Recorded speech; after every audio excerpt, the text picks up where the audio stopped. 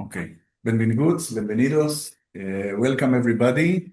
We have another technological complicated evening because we are sharing two projects here. One project is the Bet Midrash for Jewish Thought, and this session is also part of the program because we were talking about Messianism and also political theology. And we were dealing with Carl Schmitt and also Hannah Arendt, and we'll be able to see that this is an extension of the same discourse to a new direction. And also we are participating with another project called ZMAN EMET, Real Time, which is a kind of reaction group for study and discussion regarding the current events in Israel, Gaza, in the Jewish world. Group of that like a space of thinking and discussion, and also hopefully turned into kind of action and involvement. So this evening talk, this evening lecture is connecting the two projects because we have the pleasure to have with us Norma Musih. Norma is a cultural researcher and curator, now postdoctorate in the Hebrew University of Jerusalem. And within the touching point of cultural studies, anthropology, sociology, also art is involved. So Norma is exploring the concept of political imagination. And political imagination is something that become, I think, very crucial and acute subject to discuss. We are in a kind of crisis of imagination. And we are in a point of change, maybe from postmodernism to postmodernism. We don't know yet the new territories, but it's an opportunity to open a discussion for different points of views and to create the possibility to imagine different futures. And I think Norma is touching our discussion from a very interesting point. It's about political imagination, but also training for political imagination. We could be trained and improve our abilities in this field. And Norma is also, beside the academic background, also a political activist and one of the founder of an organization, which is a very important organization in Israel called Zohrot, those who remember, which is dedicated to commemorating the Palestinian villages that was destroyed during the War of 48, what is called in Israel the War of Independence. And this dealing with this layer of memory, which is a kind of complicated heritage. It's very charged and very interesting to look at this kind of cultural processes through this engagement with this memory. So thank you very much, Norma, for being with us, and good evening to all of our participants tonight. And the floor is yours, and we are really happy to have you here. And I think this is a very promising discussion, both the political imagination and also the difficult heritage. And this is something we would like very much to elaborate. Wonderful. Thank you so much for the invitation. I'm very glad to be here. I must say that I do speak Spanish, so afterwards, if I understand Spanish and I do speak Spanish, but I feel more comfortable now to speak in English, but know that we can do that also in the Q&A. I will share with you a presentation because I want to show a lot of images. I hope it works. Can you see it? Yeah. Okay, just let me see if I can do this. Okay. So these are dark times, marked by profound political challenges, both globally and most acutely here in Palestine, Israel, where I'm speaking from. Here, imagining a future beyond the current genocide in Gaza, the cycles of inherited colonial violence, war, and death seem increasingly impossible. Yet, in the face of this political deadlock, the need to imagine otherwise is more urgent than ever. In this presentation, I want to argue that our current political emergency reflects a deeper crisis, a crisis of the political imagination itself. Now, drawing on the work of Hannah Arendt, I will begin by examining the relationship between images and imagination, highlighting the interplay between them. And we will speak a little bit about the connection, right, between images and imagination. In imagination, we have already images. I will then conceptualize political imagination as a practice that, like culture, requires active cultivation and, more importantly, training. And training is key here because it's very different from the way we are used to think about imagination as something that happens only in the mind. And I want to argue that no, that imagination is something that we need to train. Finally, I will propose 3 practices for training this imagination through and with images, and argue that this training needs to be far grounded in a dialectical movement between past, present, and future, as a way of opening new possibilities for a political transformation. But first, what is imagination? In her lectures on Kant's political philosophy, Arendt speaks of imagination as, and I'm quoting, something beyond or between thought and sensibility. It belongs to thought, she says, insofar as it is outwardly invisible, and it belongs to sensibility insofar as it is something like an image. So it's both. It's something that we need the senses in order to deal with, but also we need the mind, right? It's a combination of these 2 different words. Imagination combines thinking and activity that, according to Arendt, belongs to the realm of the mind and is detached from the world, right? Arendt has this, I would say, kind of modernist way of thinking about doing and thinking. So she has, in one hand, she has the book that I hope that I'm sure you know, the Human Condition, in which she speaks about labor and work and action, which are connected to the world. And on the other hand, she speaks about the life of the mind, which is thinking and judgment and imagination. So for Arendt, imagination belongs in the realm of the mind and is detached from the world on one hand, but on the other hand, is something like an image, which is related to the senses and therefore related to the world of things. So imagination connects the 2 worlds, if you want, the world of the mind and the world of action. So for example, out of all, and she thinks about imagination as something like a synthesis. So for example, we can think about imagination as a synthesis, as an image that we create in our mind. So out of all the chairs we have seen in our life, we can picture an image of a chair that does not correspond to any specific chair, yet it holds all the qualities of all the chairs we have seen, right? We have an image of a chair in our mind, which is not a specific chair, but a synthesis of all the chairs that we have seen. Or we can create an image in our mind that combines 2 things that we already know, but are not in reality, as a minotaur, right? It's a combination of a man and a bull. So the way imagination produces synthesis is, according to Arendt, by providing an image for a concept.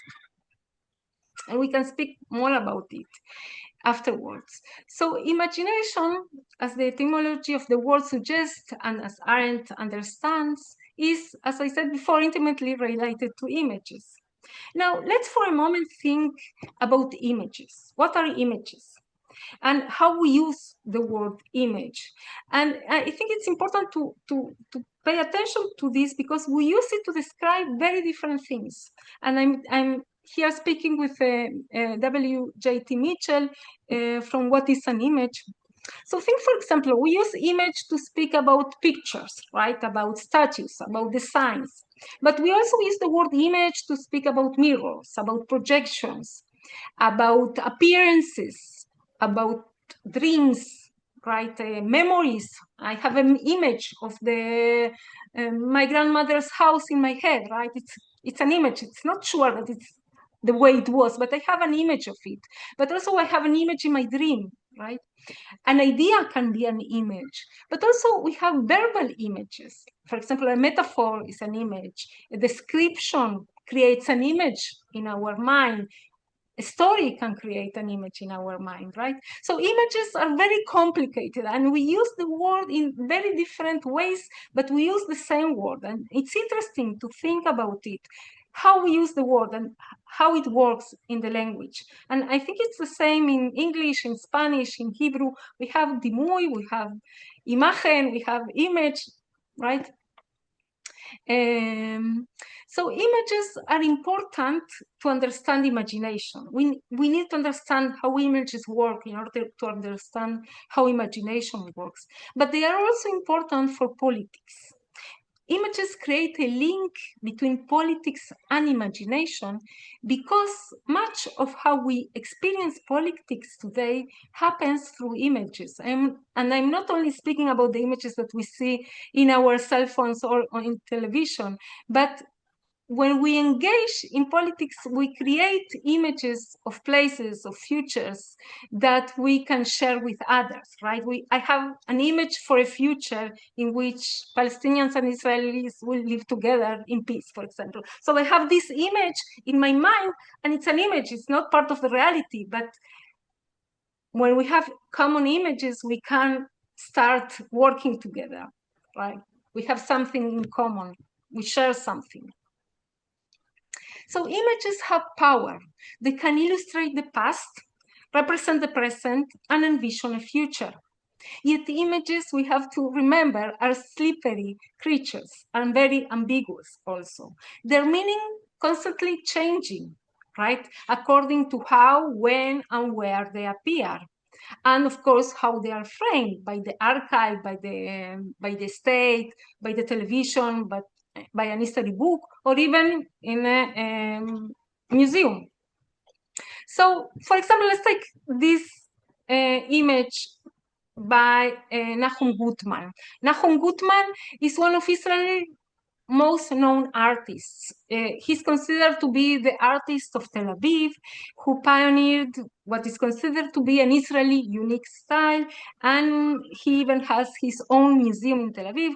So he's a very well-known figure in Tel Aviv, and this is a very famous drawing that from the 1930s. Here we can see little Tel Aviv in the middle. Do you see it?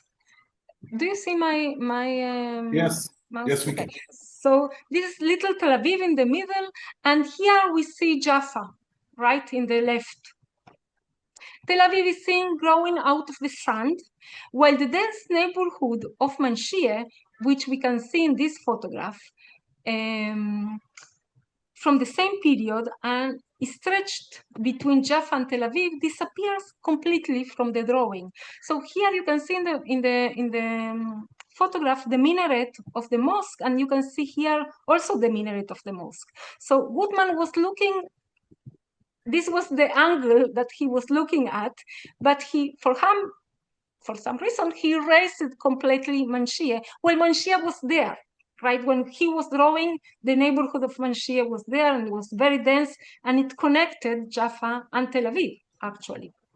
Now, when we position these two images next to this photograph, in which we can see the ruins of Manshie from the late 1940s, it is possible to go back and look at Gutman's painting and see in it not only an innocent painting with a smiling sun, but a future testimony of destruction and violent erasure of the neighborhood. So we can see that in a sense, Nahum Gutman imagined the destruction of Manchia before it was destruction. I'm not saying here that he planned the destruction of Manchia, that he even wished for, but we see the picture and we cannot not see it now, right? So because of their intricate nature, because they are both material and immaterial, as you remember, we said before that images can be photographs or paintings, but also memories and stories and dreams, because they consolidate publics and transcend divisions, because they allow us to see beyond the here and the now, while at times preventing us from seeing what is in front of the eyes, as in the case of Nahum Gutman, images are the substance that imagination is made of. Now, for Arendt, and I quote, the force of the imagination makes the others present, and thus moves in a space that is potentially public, open to all sides. In other words, it adopts the position of Kant's word citizen. To think with an enlarged mentality means that one trains one's imagination to go visiting. Okay? Training is the action that generates and brings about the imagination. It is the action that allows the imagination to enlarge our mentality. Training is needed because the imagination is not a given, right? If it was a given, we wouldn't need training, or something that just appears out of thin air. Imagination is not something we are born with, but instead requires training, much like running, biking, or maintaining an ongoing deliberation between one and oneself, and between us and our communities. So many times I think about imagination as biking. So I can study biking from watching videos. I can learn a lot about biking by reading books, by seeing pictures, but I will never know how to bike before I bike, right? So it's something that we have to do in order to understand, in order to learn how to do it. So I think the same as imagination, okay? This emphasis on training is central, I believe, for our understanding of imagination as an action that is not exclusive domain of a mastermind. And here I want to say that it's very, very important to remember that dictators have a very developed political imagination. Now, they have a very developed imagination. It's not political in the sense that we are speaking here about political, and I'm speaking here about political with Arendt as the way we share the world together. So dictators have very developed imagination, but it's not political because it's just their imagination. When we speak about political imagination, the way Arendt imagines political, we are speaking about the way we share the world together. So conceptualizing imagination as a trainable skill serves a dual purpose. It democratizes the capacity for political thinking while fostering a more nuanced approach to envisioning political futures.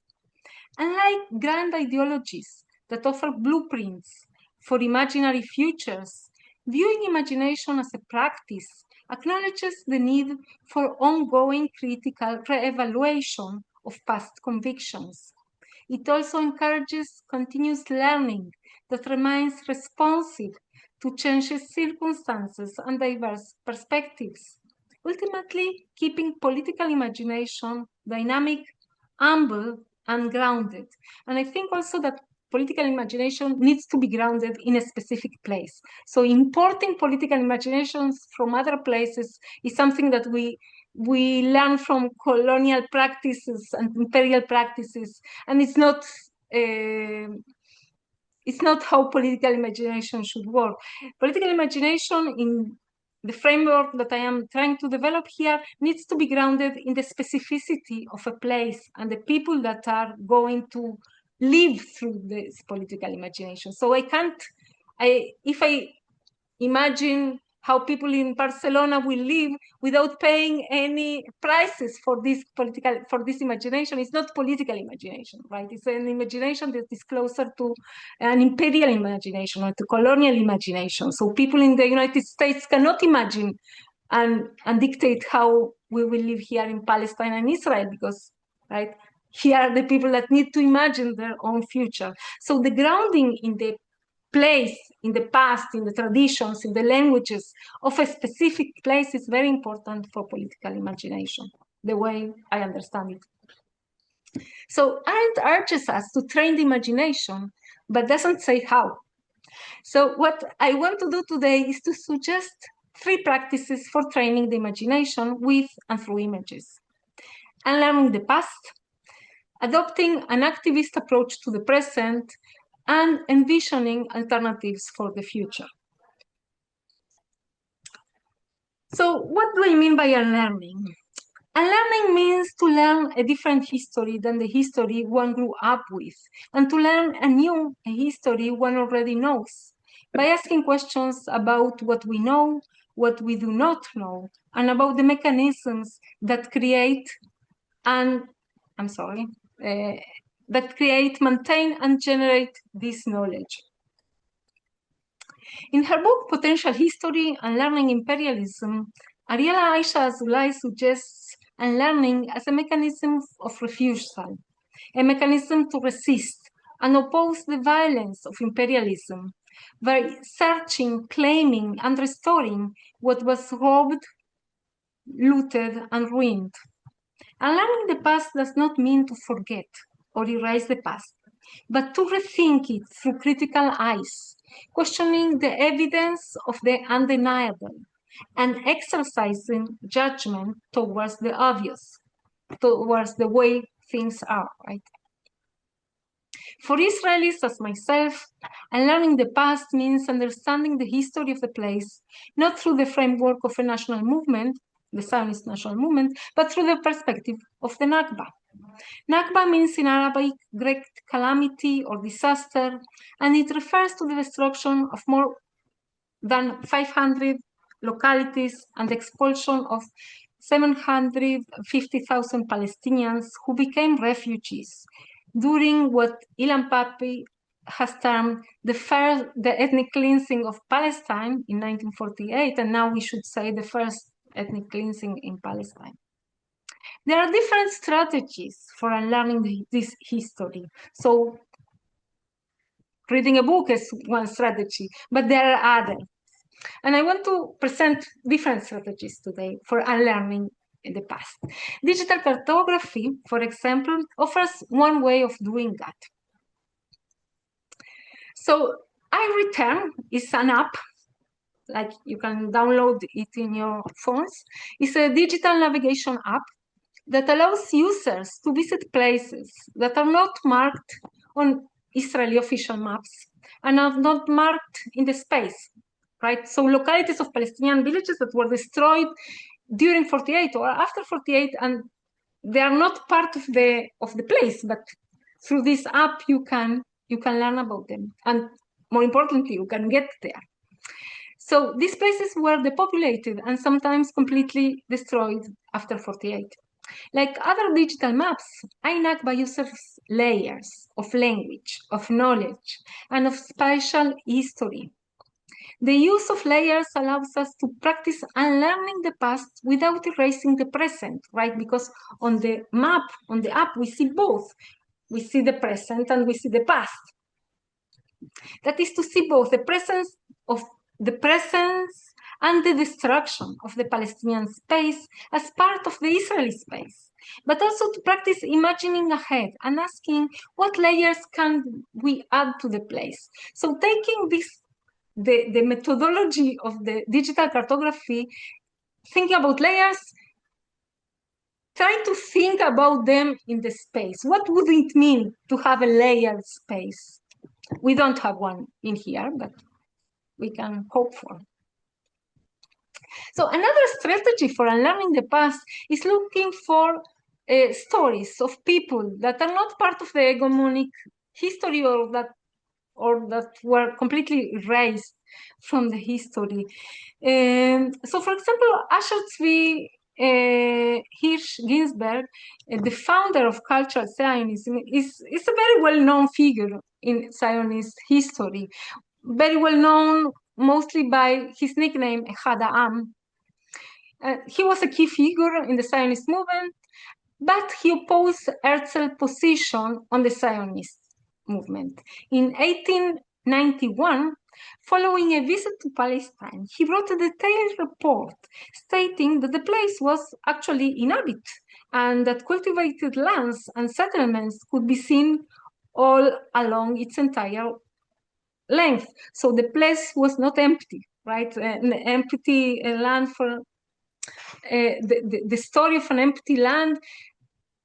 In 1891, Hannah already says, no, the land is not empty. Hannah was also one of the ideological fathers of Brit Shalom, a very important movement that was also kind of erased from history, and Hannah Arendt was also part of this movement at some point. A group of Jewish intellectuals founded in Palestine in 1925 that were advocating already for a binational state in which equal rights for Jews and Arabs.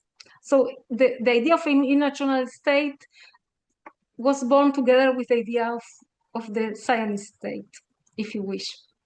Another very interesting figure that I didn't know about and just find out by mistake, but she's fascinating, is Simchat Tzabari.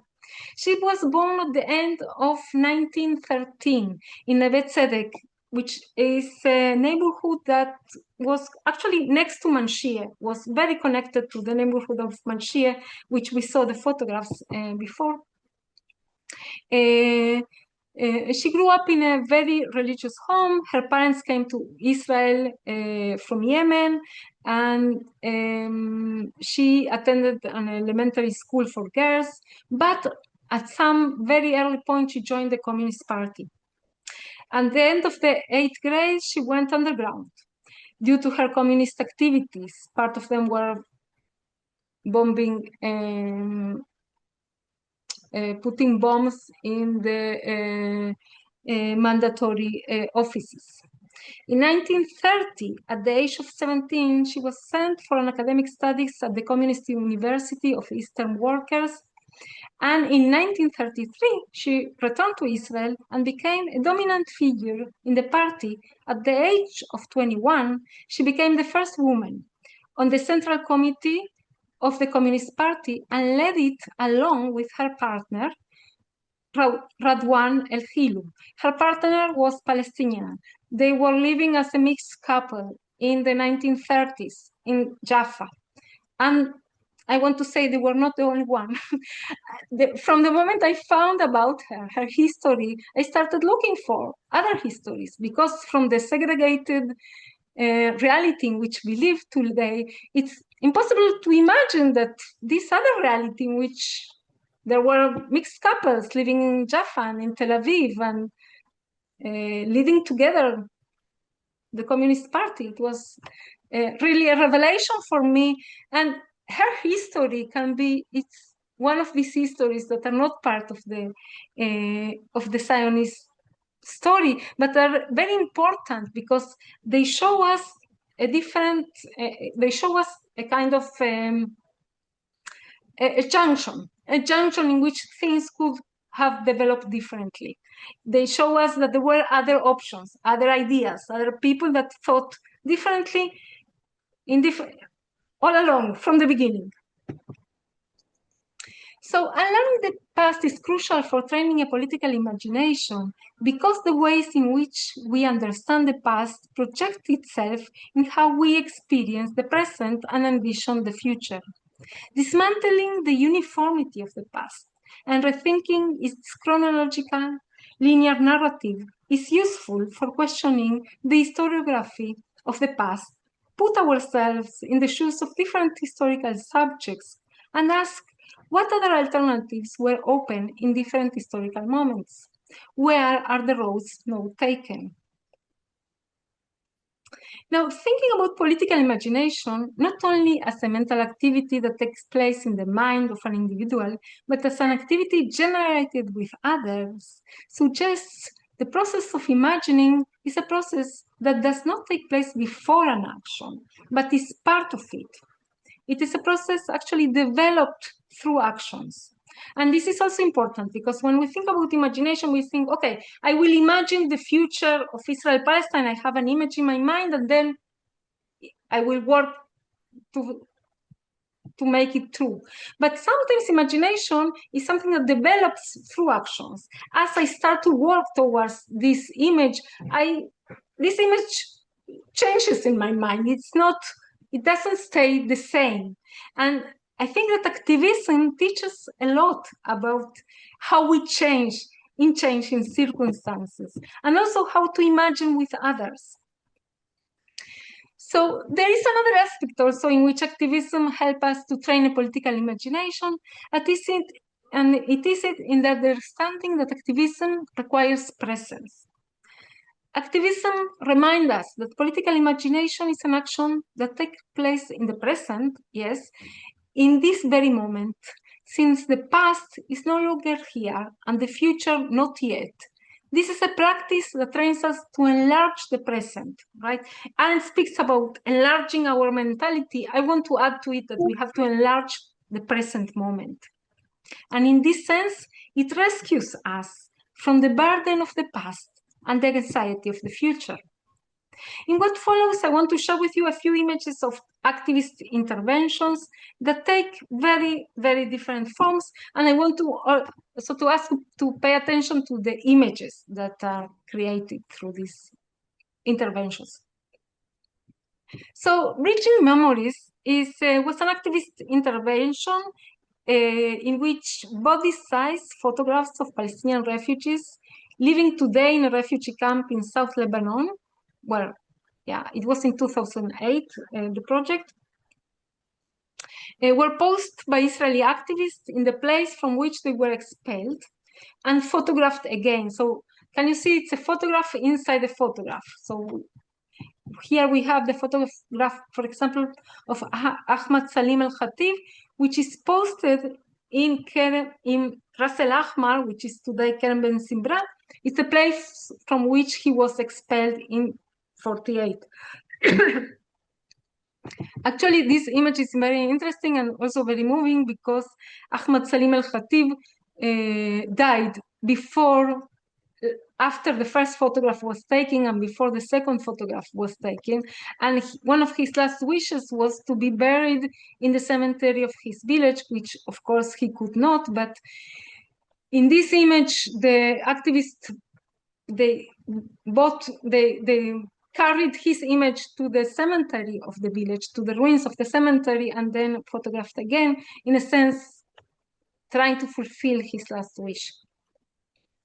So these are photographs within other photographs that convey an attempt to challenge the Zionist national imaginary, anticipating the return of the Palestinian refugees to their homes, thus creating the imagery of a historical moment of justice and reconciliation. The refugees in the photographs are no longer refugees because they have never left their homes or already returned to them. And the Israeli Jews are no longer perpetrators because they have taken responsibility for the historical wrong. This is a reality that exists only in the photograph. But now it's an image we can talk about, right? We have an image of return and we can start discussing it. Now I want to share also images from protests that took place in the city of Sachin and in Jaffa. And these are protests against what is going now in Gaza, against the genocide. And these photographs are also speaking about the starvation of children. And see, also observing this, also in this photograph, we have a photograph inside the photograph, right? We have two photographs actually in here. And these are protests of Palestinians and Israelis together.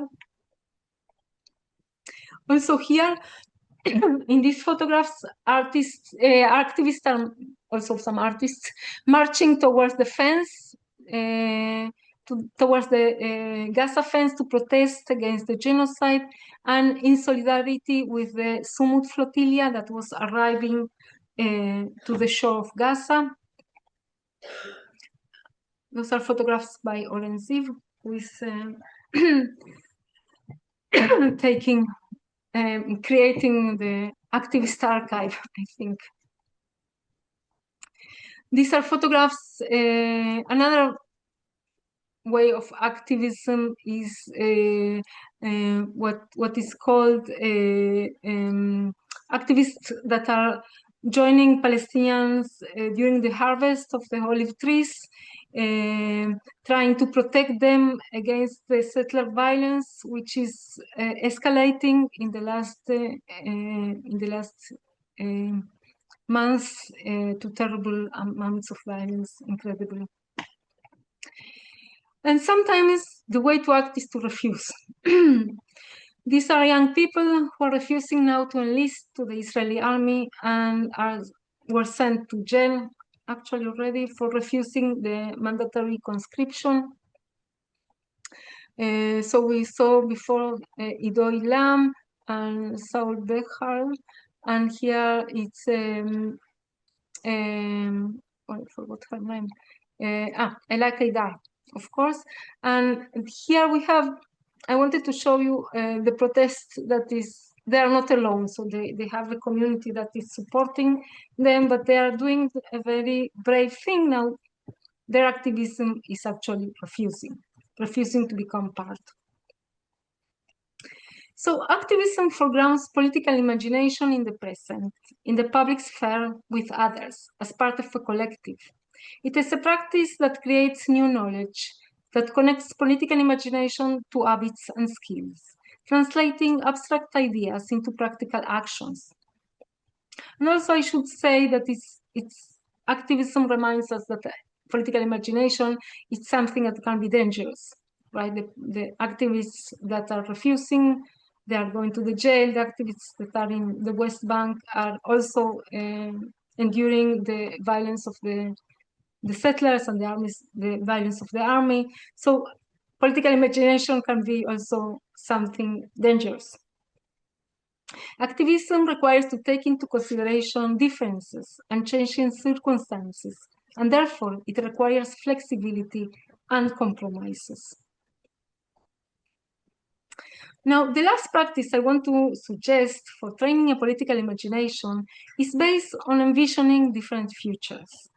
This practice relies on the power of speculative culture to turn what seems an impossible scenario into an object that can be discussed, because in speculative culture, the future is a place that already exists. This practice is based on the power of art to make the strange known and the known strange. To illustrate this point, I want to share with you two works of art that envision different futures. And these are works by two artists that I really love their work, and I could spend a lot of time speaking about them, but it will be short today. We can speak more about them in the Q&A. So the first work is by Palestinian artist Larissa Sansour. In her work, Sansour asks thought-provoking questions about local and global vulnerabilities, offering creative strategies of resistance. The work I want to share today is called In Vitro. It was showed in 2019 in the Biennale in Venice. And it's a film, but it's also an installation. This work is situated at the edge of a climate catastrophe, large-scale destruction, and the threat of humanity's erasure.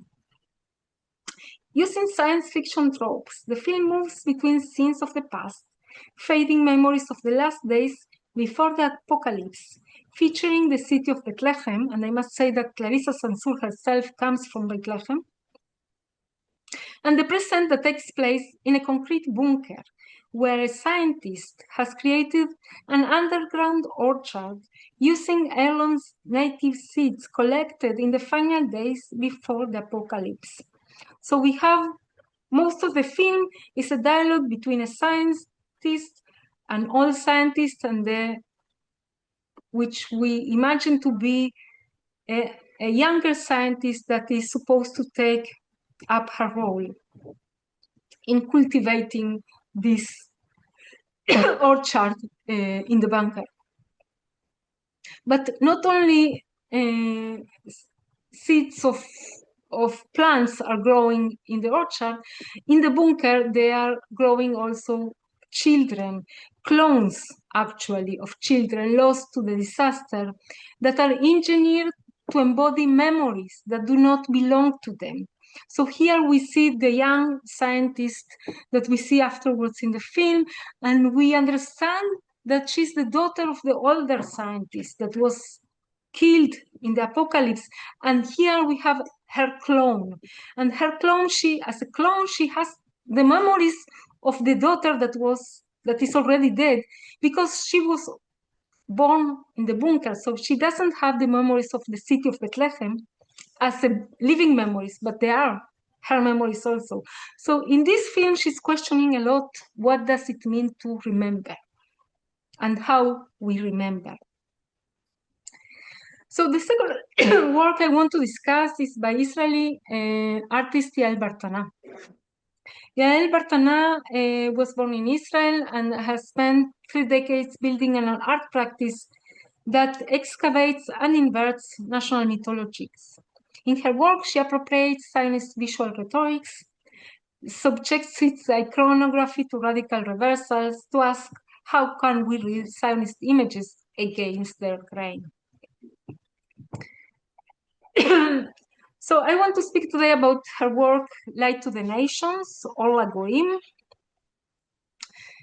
which she showed in the last Venice Biennale, representing Germany. So the name Light to the Nation is taken from the Bible and points towards the possibilities of redemption in the Jewish context, indicating here a more universal message. At the heart of the work is a generation ship, designated based on the spheres of the Kabbalah. So the design of the ship is like the tree of the Kabbalah that will lead humanity towards other planets. And in doing so, it exercises the Kabbalist concept of tikkun olam, which is repair of the world. The ship, already carrying the first generation of travelers, have you seen? Okay, these are images from inside the ship, stages a speculative exodus from planet Earth in response to a climate catastrophe, again, like the work of Sansur, that has made life on Earth unlivable. Yet the vessel carries no coordinates. It may seek habitable worlds, orbit while Earth recovers, or drift perpetually. This indeterminacy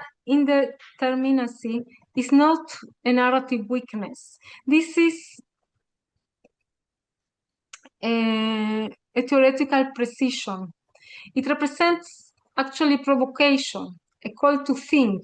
So the ship, not like the ships that we know from science fiction that aims to arrive to another planet, to conquer another planet, to conquer Mars, to look for other things. No, this ship, we don't know where is it going. Maybe it's not going anywhere, right? It's the diasporic thing that it's keeping alive in this ship. Okay. Both works begin with a disaster that leaves Jews and Palestinians without a place on earth. In both works, alternative worlds are built underground or inside the ship, which allow us to begin to imagine what is needed and what is missing in the world. Now, in the same way that works of art can investigate colors and forms that do not exist, speculative culture can investigate political perceptions and social constellations and our emotional reactions to them. In other words, we can think about speculative culture as a methodology for investigating political imagination. Works of art allow us to practice seeing the future in the plural as a wide range of possibilities that are not a continuation of the present. But also it's important to remember that works of art are not political plans. It's not like Censure sends us to underground or Bartana sends us to outer space as a solution, but are provocations for thinking. And they are taking us to, very different places in order to open up possibilities for thinking otherwise. And this is what is important to remember. Works of art are not political plans. To conclude, I want to go back to the image that we started with of the destroyed neighborhood of Manshie and read a few lines from a story that imagines the place after the return of the Palestinian refugees and describes the everyday life in a hipster neighborhood populated by both Jews and Arabs in a post-national future. The name of the story and the name of the neighborhood in which it takes place is Manshie Stede, the new Manshie, reconstructed on a floating island on the seashore between Jaffa and Tel Aviv. In Manshie Stede, and this is a story by Tomer Gardi, new Palestinian returnees, native Palestinians and Jews live together. Quite a few jokes circulated in the neighborhood about itself.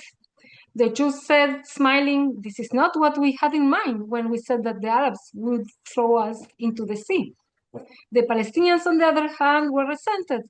For this did we return to Palestine, to live in a neighborhood on an island opposite to Jaffa? But the distance to Jaffa and Tel Aviv was very short. A bridge connected us to the mainland, and the view was amazing. On one hand, the sea, and on the other hand, its bride, the Bride of the Sea, which is the name of Fort Jaffa in the literature. So train the imagination to go visiting in Palestine, Israel, is a multi-layered, ongoing process of world making that must be committed to the specificity of the place, its history, cultures, and ecosystems. It entails unlearning the past, acknowledging its wrongs through activism in the present, and envisioning different futures, and hopefully better futures, better alternatives for the future. Thank you very much. Thank you very much. Thank you, Norma. Very interesting, very much, well, of course, rooted and growing from the Israeli-Palestinian situation. But actually, you are presenting a kind of method.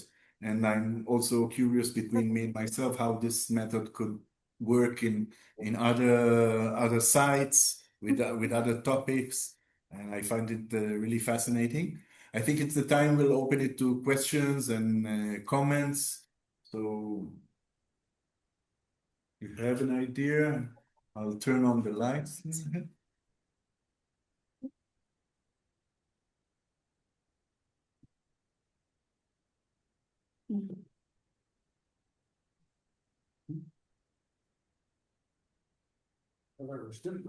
Yeah. Please, I'll just turn you. Okay, thank you. Thank you, Norma, for your conference. It has been very interesting for me. I have a question in order to understand how you develop these activities in Israel, because I think that this kind of activities is mandatory or almost mandatory that both people, Arabs, Palestinian, and Jewish people, take the activities together. I suppose that this is how you develop this activity, but my question is, if in the situation, in the current situation, is it feasible? Is it possible to do it? It is something important from the numeric point of view, no? Because maybe a little activity with few people, but I understand that it's important that many people take these activities forward. This is something easy in the current situation in Israel. No, yes. Thank you for the question. No, of course, no. Of course, it's very difficult. We are living in a very violent time, dark times, segregated times. But I do want to show that training a political imagination as part of a group, as part of a culture, not everybody has to do the things at the same time. So, for example, when Zeb presented in his presentation, he said that Sochrot is a very important group. So, and I was smiling because I am glad to hear that, but it's not considered a very big group. It never was a very big group. It's not something that people will, acknowledge. But the word Nakba, for example, was not used in Hebrew until Sochrot started to using it. So Sochrot is a very small group, it's not the mainstream, not at all, right? But the word Nakba people didn't know what was the word Nakba, right? In Arabic when using it in Hebrew. And today the word Nakba is already part of the Hebrew language. Of course, people when speaking about Gaza, they say we will do it another Nakba. So they're not always using the word as I would like to use it, but at least the word is part of the language, and it was the action of a very, very small group, right? So I think that if we think about culture, the way that we can change the culture by changing the language, by adding different images to the common imaginary that we have, it changes something. It's not something that changes immediately, but at least there is a seed that we can go back to, as we can go back now to the ideas of Rit Shalom, which was a group that was speaking about a binational state before the state was created, right? So I think that, yes, the current political reality, you are right, it's very dark, but maybe it's my way of finding some light in the darkness. I think it's important not because of the size, but because it expresses an idea, and it's in a way it's like endangered species, which is important because it exists. Thank you.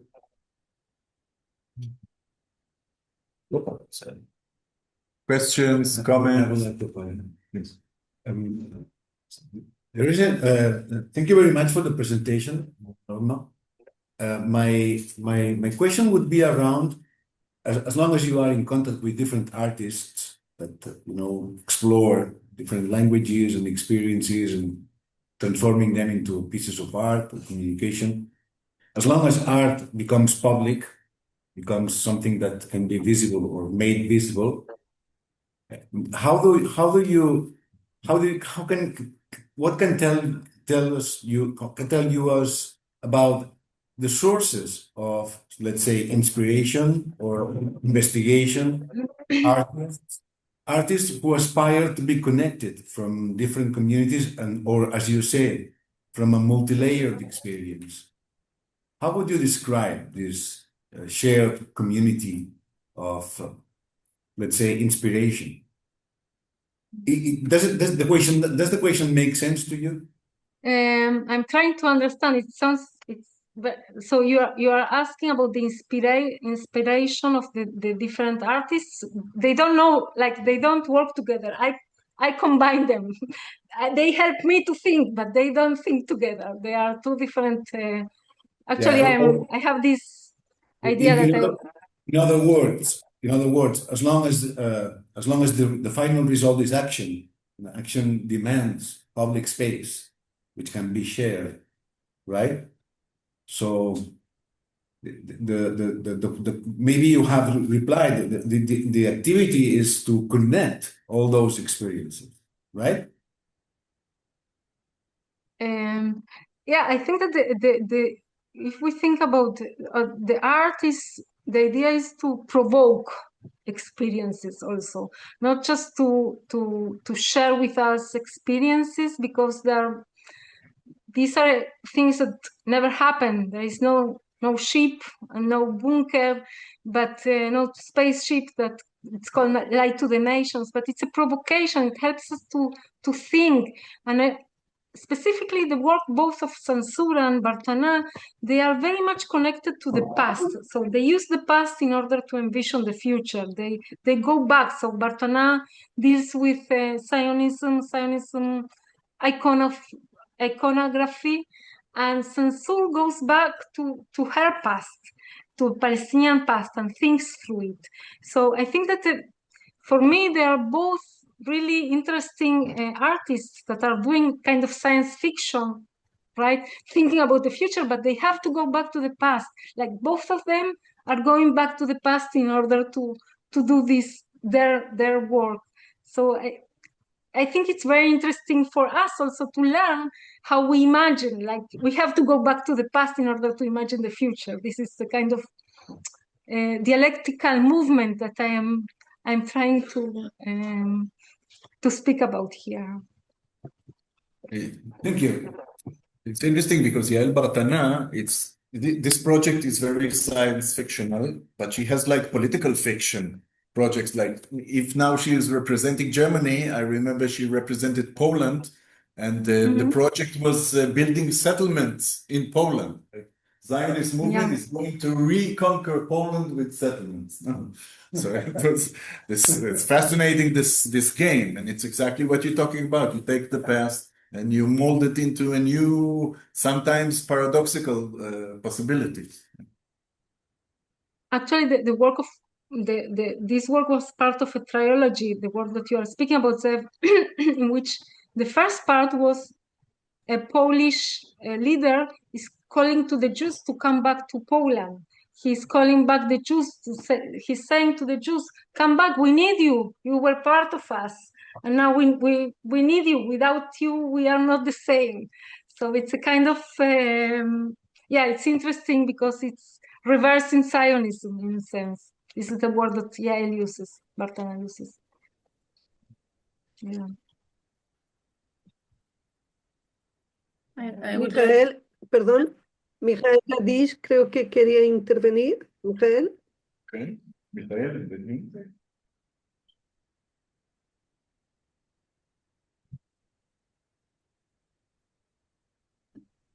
No te escuchamos, Mijael. Perdón, ahora sí. Oh. Bueno, muchas gracias. Era muy fascinante. Both examples that you gave were, I could feel some irony or, and I was asking myself if you know any examples where are not so ironic in the sense that these examples are imagined futures that could encounter rejection in many viewers, which it usually happens. But do you think is there any possibility where you can imagine a future as an artist? I mean, even science fiction, but that could somehow bridge a possibility to encounter less opposition or less ironic. Have you seen any example? Or? Yes, actually, I have seen. So there are a few artists and architects that were planning their villages. There is an architect that's called Hannah Arendt. I curated an exhibition of his work.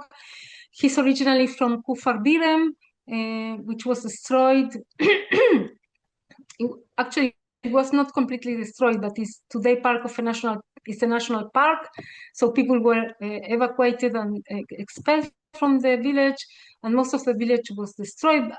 Part of the village in which there is still a church functions like it's part of the park, but people still come to the church.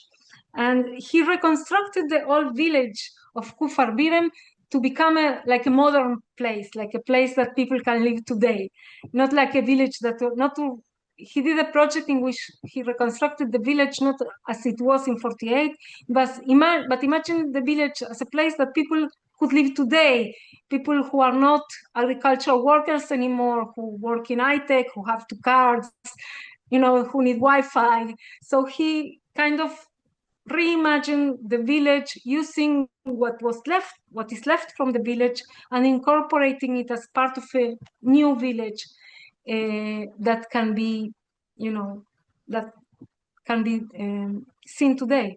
But so there are a few projects like that of people rebuilding or reimagining villages.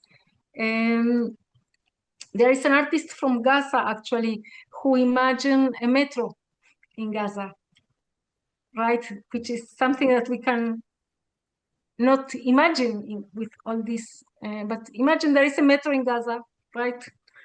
Just like a metro in Barcelona or in London, a regular metro in a regular place. So it's not so much the thing, but think about it as a regular place for a moment, like not as a victim or as a, so this is a chart concept, because the metro is the coined as an expression describing the tunnels of Hamas underneath Gaza. So it's like also a play. Yes, but imagine just a regular metro, like in London. That's the. So yes, so there are projects, but I think that all these projects, what they have in common is that they are not easy to digest. And if they are easy to digest, they are not good art sometimes, because art needs to do something to move us somehow. If it's too nice, maybe it's not so good. But they help us to think, right? They do help us to think. Hello. Creo que de él, no sé tu nombre, perdona. Hay una persona, una señora con gafas que creo que levantó la mano antes. Pero, ¿No? No. Pero mientras tenemos una pregunta aquí en la clase.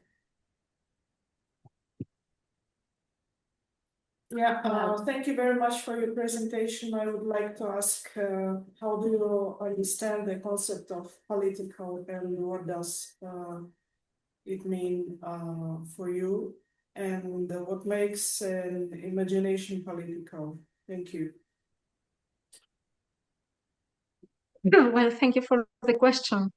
If we had more time, I would start by unpacking the word political imagination, because actually it's not one, but it's two words, right? It's political and imagination, as you just pointed out. And when we speak about political, so political is also it's a layered concept. So we have one way of thinking about political as the relationship with the government, the relationship between us and the state, right? Between us and the government. Like following Carl Schmitt, I would say we can think about the relationship between the people and the state, or the people and the government. Or we can think political with Arendt and Heidegger as the way that we share the space together, as the way that we negotiate how we want to share the world. So these are two different ways of thinking about political. As you can guess, I am with Arendt and Heidegger in thinking about political, not as the relationship between the people and the state, but the way the people relate to each other. But we have to remember that this other version, this other way of thinking about politics is very much part of the reality in which we live in. And imagination, I think it's important because when we think about politics as something that we do together and we share, we have to have a shared image of what we are working for, or how we want to see our world together. Now, imagination, as I said before, is something that it's an ongoing process. It's not something that we do one time and then we stop doing, and then we have this blueprint. This is how the state should look like, and no, imagination is something that we have all the time to do together. It's a negotiation all the time. So I think in this way, I see the connection that if it's something that we have to continue doing all the time, and if we think about politics as the way that we share together the common world, we have to all the time engage in this negotiation. It's not enough that we have that we know how the state should look like, and then we have it written and that's it. We have all the time to continue engaging because the circumstances changes, everything changes, right? The acclaim change. We need all the time to continue this negotiation and to find new ways of sharing the world together. Did I answer your question? Because in Carl Schmitt politics, it's identify your enemy. You need to know your enemy. And Hannah Arendt politics is the completely contra approach. You know? Yep. Lady with glasses. Margot, you mentioned someone who wants to ask a question. So. Comments, questions? En la chat. Chat. Sí, pues. Margot, ¿puedes leerlas del chat? Sí. ¿La leo? ¿La leo? Sí. Léela tú, porque tú la has hecho. Sí. Okay, was Hannah in favor of a national Palestinian Jewish state? Yes, he was. He was at certain point, he was part of Brit Shalom, and he was part of this group that was thinking about a binational state. Brit Shalom, it's also Huber, it's a very important group. And Hannah, an interesting point of view that he was saying that the state of Israel is not to resolve the issue, the questions of Jews, because the question of Jews will be resolved in New York and Buenos Aires. The state of Israel needs to resolve the issue of Judaism, to be a cultural center, should be a cultural hub. No? This was his approach. Yeah, which is something that we, of course, also forgot. Completely. Yeah, I just to mention that in some cases, the political imagination is not about creating new possibilities, but reminding ourselves of old possibilities that were erased. It's also... Okay. And also creating a lineage. So connecting ourselves to our ancestors, to people that, you know, we are not the first ones who are thinking today about a binational state. There is a history of this line of thought. There is a history of people who were refusing to take part in the war, to take part in the... So we are not the first ones. Knowing that we have a lineage, that we have an ancestry of refusal, of activism, of imagining otherwise, it's also very powerful.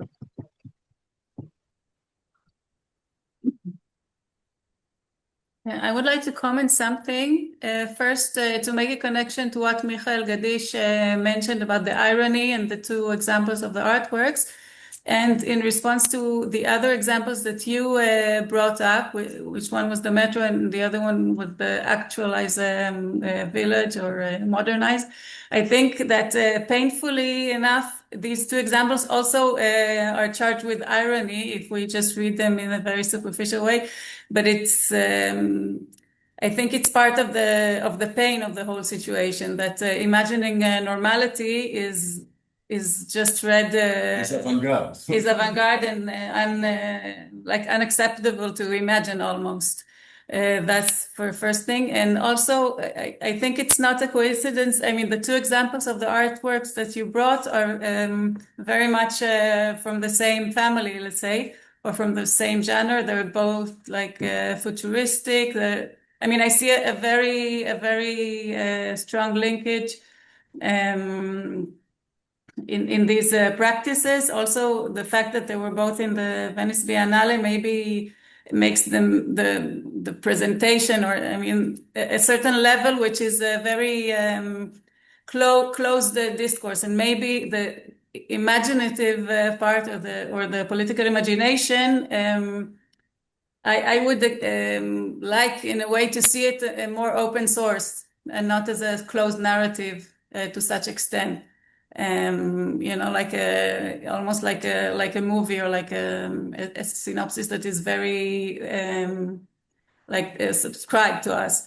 On the other hand, the part that you described of the activism, it would be interesting for me to see examples where it's more of artivism, like there is more art in them, because I see these actions as real protest and actions that are really from inside and for a need to react, that bring together the impossible by bringing people together to say something and to come forward. But I would take the extreme side of these closed artworks to these very intuitional and more open-ended actions, and like to maybe to diffuse a bit the borders between the two. That's my. Well, that's what I am trying to do while bringing them together, hoping that they will, they are they are operating in very different worlds, right? But I think that we can, when we look at them together as part of what we need in order to imagine, we need both. We need the raw activism, but also we need images that will be will help us to think, and images that are well done, they do help us to think. So I think that we need both the artists and the activists. And I must say that, many of both artists are also activists in a sense. Like Bartana, one of her works, she was shooting in with the Avad Neged Harisot Batim, how do you say it? The committee for defending house demolitions. So she was shooting with them a film that is called Summer Camp, in which is just position the work of the activists reconstructing Palestinian houses with a Zionist film called Avodah, which is a propaganda film, but she used the same iconography of the Zionist film to bring up this new way of working together to reconstruct what was destroyed. So, and also Sansur, her, if you look at what she does, where she appears, where she speaks, and the way they are both artists that, yes, they were both in the Venice Biennale, but they are also very active in their communities. So, it's important, I think, to have both.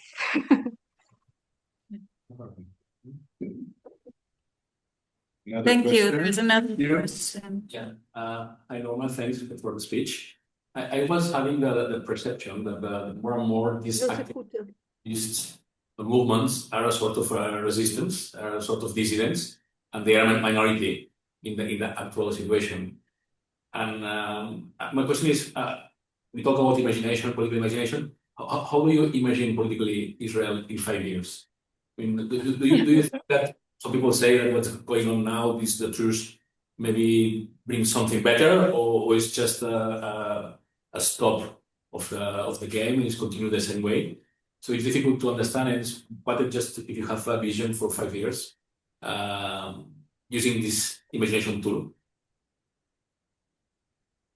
Well, I must say that I feel very, I cannot imagine. This is part of what, I am also part of this crisis of the imagination.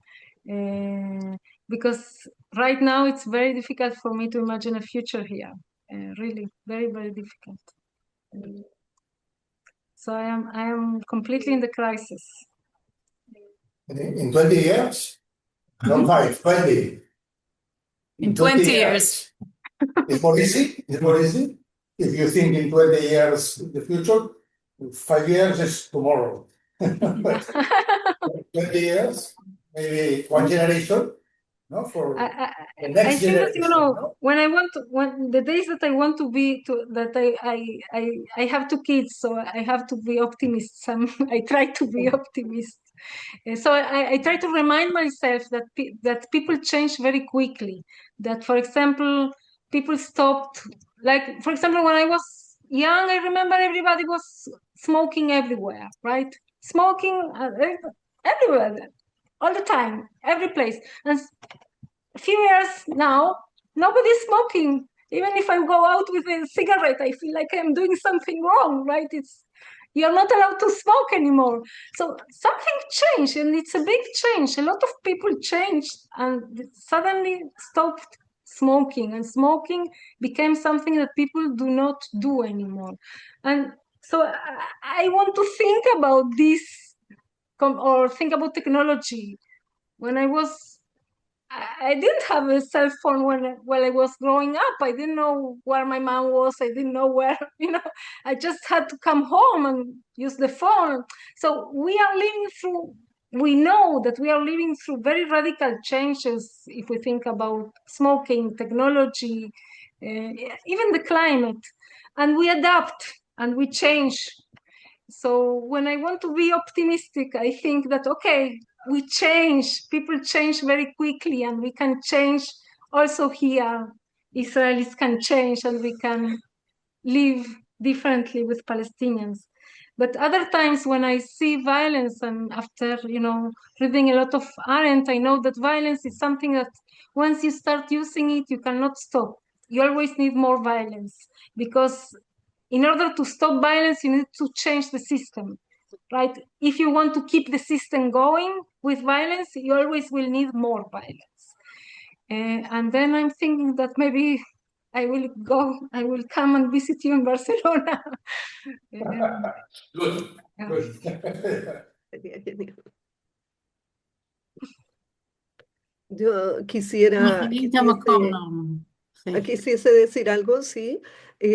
Gracias, Norma, por abrirnos también, como, ¿sabes?, sintetizar claramente lo que para muchos de nosotros, los que estamos acá en la diáspora y que somos judíos comprometidos y que hemos estado no desde el 7 de octubre, sino de muchos años antes, trabajando por una pacificación.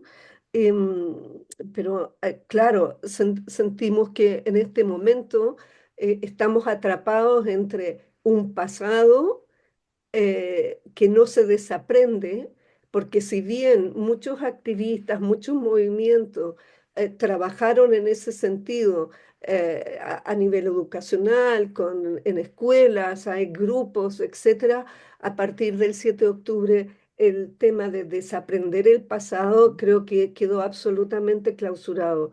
Y no solamente en Israel, sino que a nivel de la diáspora o a nivel de lo que sucede acá, también el pasado no es un lugar que debamos revisar desde aprender desde otro lugar.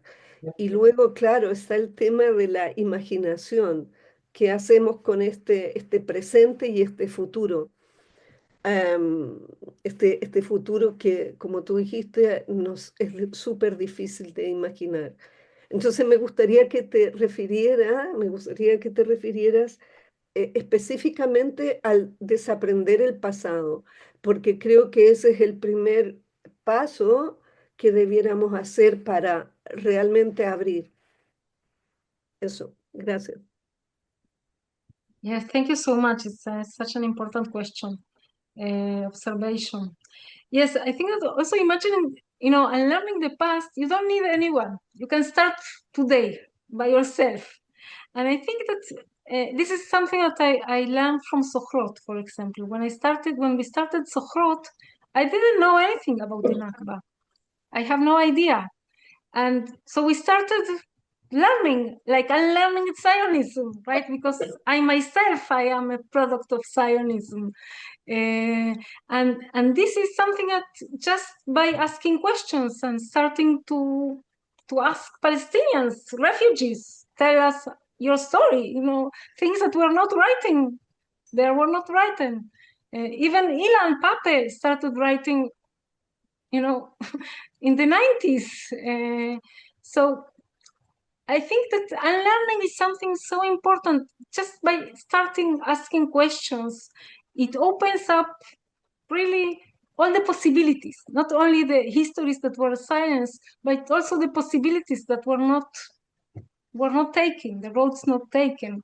So, and we don't need to wait, in a sense. We don't need to wait for the peace, or we don't need to wait for tomorrow. We just start, doing it by ourselves. Yeah. So I think it's a very important step, and it's a crucial step. Without unlearning, we cannot imagine.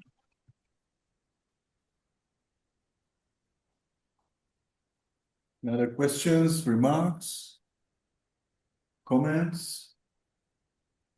Tal quiere.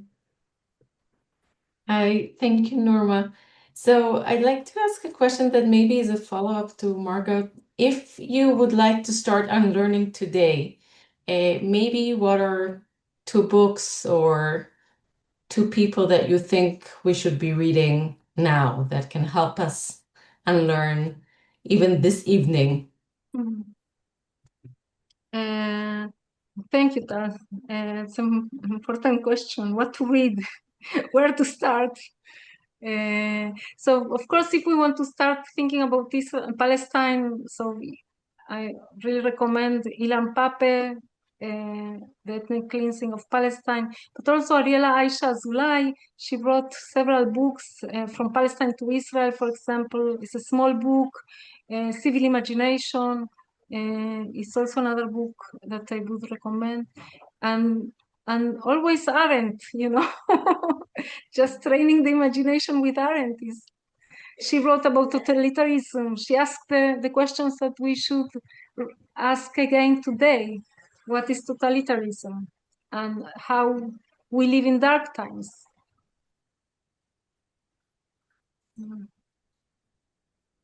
So for some of our participants here, I think it's an important encounter with the Israeli left. Okay? It's, when you mentioned also Ariela Azulay, she was also our teacher, and Adi Ophir, who works with her.